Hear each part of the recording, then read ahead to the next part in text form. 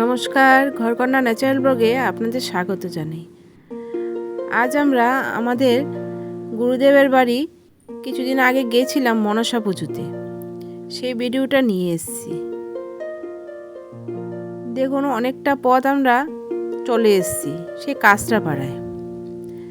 ওনাদের বাড়িটা কাঁচরাপাড়ায় গয়েশপুরে।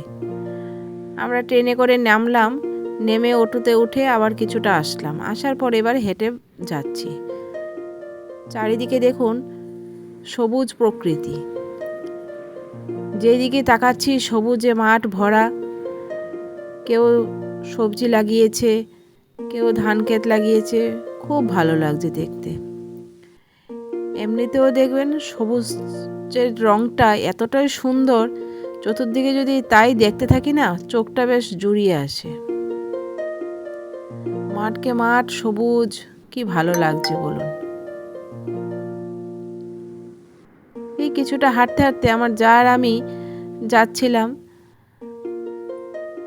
মেয়েরাও যাচ্ছে, ওরাও আছে সঙ্গে আমাদের, আর কেউ আসেনি। ওদের তো বাবাদের ওদের যার যার মতো কাজ আছে, সে কাজে বেরিয়েছে, ওরা আর আসতে পারেনি। তাই আমরা এই দুটো বাচ্চাকে নিয়ে চলে আসলাম। উনি অনেক করে বলেছেন, গুরুদেবের বাড়ি পুজো, আমাদেরও আসা উচিত।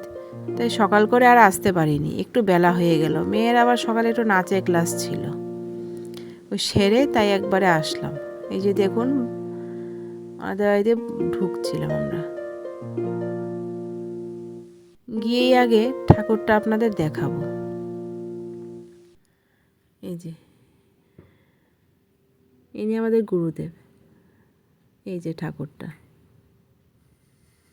উনি নিজে একাই পূজা করছিলেন, কোনো পুরোহিত না, উনি নিজেই পুজো করেন।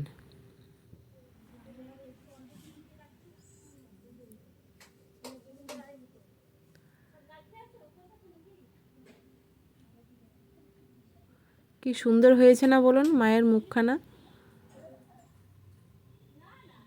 বেশ ভালো লাগছে।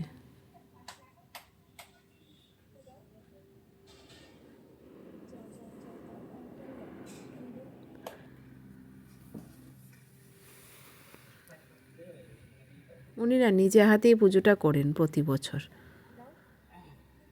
আমরা তো আর আসিনি, দীক্ষা নেওয়ার পর আমরা এই প্রথমবার ওনাদের পুজোতে এসেছি। আসনটাও না এত সুন্দর, খুব সুন্দর আসনটা, প্রতিটা ঠাকুরকে খুব সুন্দর করে সাজিয়েছে। এখন আরতি শুরু করছে।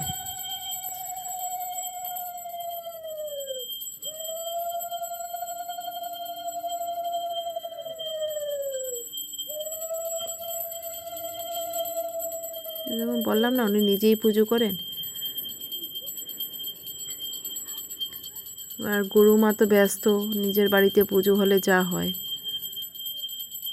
খুব ছোটোছুটি ওনাকে করতে হচ্ছে। উনিও সুগারের পেশেন্ট, কিন্তু তারপরেও করতে হচ্ছে। নিজের বাড়িতে পুজো হলে আর কি হবে।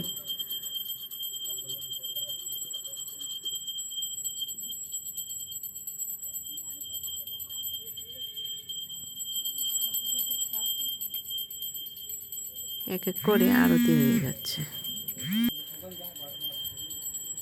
উনি ওনার মতো আরতি করে যাচ্ছে।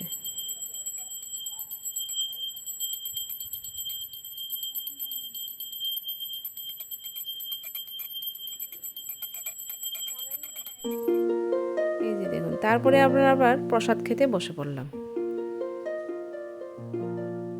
বাচ্চাগুলোকে নিয়ে, কারণ আবার তাড়াতাড়ি বেরোতে হবে তো, তাই প্রসাদ খেতে বসে পড়েছি। প্রসাদ বলে কথা, এত না অমৃতের মতো লেগেছে, খুব দারুণ হয়েছে। গুরুমা নিজেই রান্না করেছেন।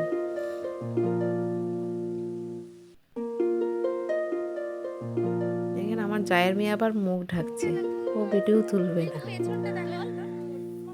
এই সব শেষ করে আমরা বেরিয়ে পড়েছি। গুরুমা আমাদের এগিয়ে দিতে আসলো, অনেকটাই এসে গেছে উনি। আমাদের গুরুদেব বাড়িতেই রয়েছে, কারণ বাড়িতে তো পুজো আচ্চার দিন, অনেক লোকজন আছে, আসছে যাচ্ছে, কাউকে না কাউকে তো থাকতেই হয়। সূর্যটা প্রায় ডুবে ডুবে, আকাশটাও খুব সুন্দর লাগছে, নীল হয়ে আছে।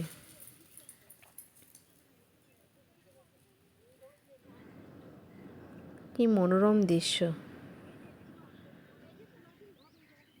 মানে গ্রাম বাংলায় না যেতে খুব ইচ্ছা করে। এখানে যদি আমাদের মানে থাকতে বলে না, আমার খুব ভালো লাগে। আসলে চারদিকে এত দেওয়াল দেওয়াল, উঁচু উঁচু বড় বড় বিল্ডিং দেখে দেখে না এবার আর ভালো লাগে না। মনে হয় যেন কোথাও গিয়ে নীরবে নিস্তব্ধে একটু সবুজের মাঝে, প্রকৃতির মাঝে চলে যাই। কার কেমন লাগে জানি না, আমার তো খুব ভালো লাগে গ্রাম বাংলা। আমার মেয়েও তাই, ওর বাবাও তাই। একটু গ্রামের দিকে কোথাও ঘুরতে গেলে না ওরা খুব ভালোবাসে। উনি আমাদের অনেকটা এগিয়ে দিয়ে গেছেন। বলছি যে আজকে আসতে লাগবে না, বাড়িতে অনেক লোকজন আছে, চলে যান। উনি আস্তে আস্তে সেই গেল অনেকটা। আসলে বাচ্চাদেরও খুব ভালোবাসে উনি, বাচ্চারাও ওনাকে দেখুন টাটা দিয়েই যাচ্ছে। আমরা আবার অটো ধরে সেই স্টেশনে যাব, স্টেশন থেকে আবার ট্রেন ধরবো।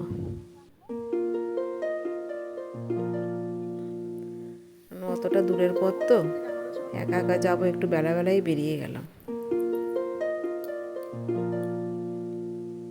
আর আমার মেয়ে একটু টায়ার্ড, সে নাচের ক্লাসে বলেছিলাম না গেছে, ওইখান থেকে এখানে এসছে, তো সারাদিনে তো আর বিশ্রাম হয়নি। ওই বাড়ি গিয়ে একটুখানি বিশ্রাম করে তারপরে আবার পড়াশোনাও আছে।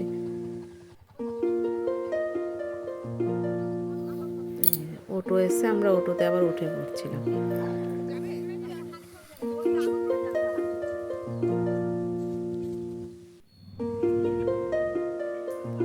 আমাদেরকে আজ সামনেই বসতে হলো, বাচ্চাগুলোকে পেছনে বসিয়ে দিলাম, কারণ অটোটা তো আর ফাঁকা আসেনি, পেছনে একজন লোক ছিল, তাই আর পেছনে আর বসতে পারিনি। আমরা প্রায় স্টেশনের কাছেই চলে আসলাম। এবার না প্ল্যাটফর্মে যেখানে ছিলাম সেখান থেকে ট্রেন ধরতে পারতাম, কিন্তু আমাদের রিটার্ন টিকিটটা না কাটা ছিল না, তাই ওই পারে গিয়ে কাটতে হবে, কেটে আবার রিটার্ন করবো এই পারে। তাই সাবওয়ে এখানে নেই দেখলাম, ওই উপরে সিঁড়ি বেয়ে উঠে আমরা ওই পারে গেছি, গিয়ে ওইখান থেকে টিকিট কেটে আবার রিটার্ন করেছি। কিছু করার নেই, টিকিট কাউন্টারটা এপারে অনেকটা দূরে ছিল। আজ তাহলে এই পর্যন্তই, দেখা হবে আবার পরের নতুন কোনো ব্লগে। ভালো লাগলে একটু লাইক, কমেন্ট, শেয়ার করে দেবেন।